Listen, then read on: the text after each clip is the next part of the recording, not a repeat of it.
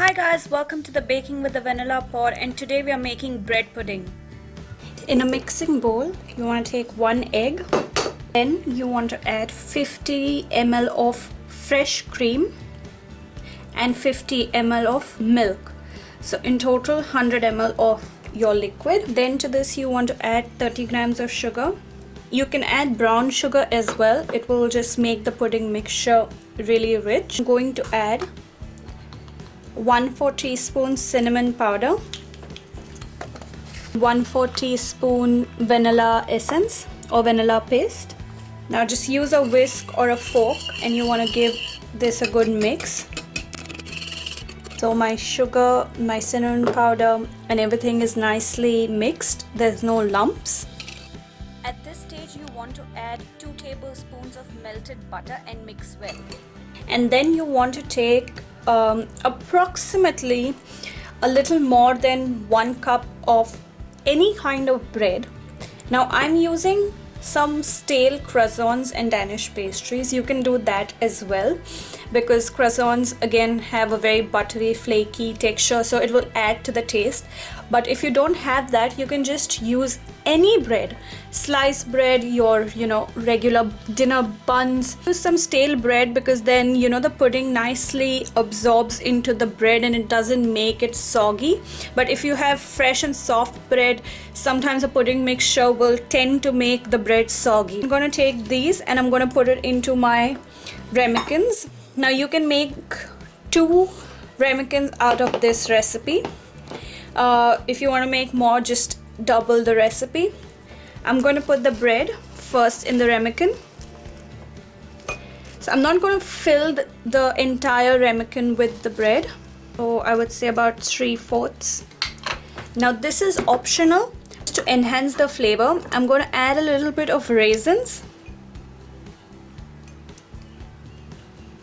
Now I'm going to pour the pudding mixture that we made into these ramekins, and you just want to take a spatula and make sure all your bread is submerged into the pudding filling, because if you have any bread that is dry on the top, it will dry out even more when you cook the puddings.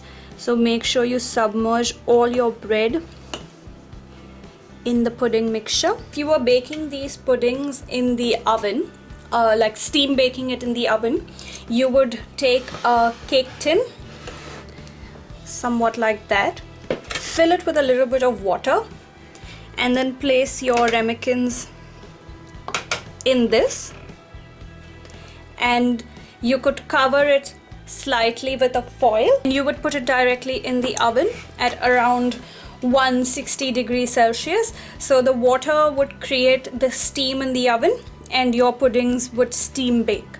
But now I'm not using an oven, I'm directly doing this on a stove top, so I will show you how you can do that. I have my pot of boiling water, so I've taken quite a large pot and filled it with some water, and you can see it's boiling. So I'm going to take the ramekin and I'm going to cover it with foil because I don't want the condensation from the lid to fall into the pudding. So I'm just going to cover it lightly. You don't want to seal pack it, just very lightly cover it with foil. Now I'm going to put my puddings into this pot of boiling water. Now the lid that you use, make sure it doesn't have that hole on top like that. You don't want to use something like this because this if you use something like this, the steam will escape through it and you want the steam to be created in your vessel. So use something that doesn't have that sort of a hole. Carefully, please be extremely careful when you put the puddings inside. If you want, you can use a pair of gloves because it's boiling water, so please be extremely careful. You want to put the puddings inside. And now you are going to cover this. And you're going to leave this on a medium flame. You don't want the flame to be too high. I'm using an induction, so I'm leaving it on about 4, in between 2 to 4. I don't want it to be too high because then the water starts getting a rapid boil and then it, will shake the ramekins inside. So you want it to be on a very slow boil. So in fact, I'm going to lower it to 2 because my induction is very strong, and this should take about 20 minutes. So we will give it a check after 20 minutes, and if it's not cooked, we'll cook it for longer. Now it's been 20 minutes. I'm going to open the lid. Now make sure you're not too close to the container while opening the lid, because there's a lot of steam and you want to open it away from your face. So just tilt the lid like that, and very slowly away from your face open the lid, because there's a lot of steam. So please be careful.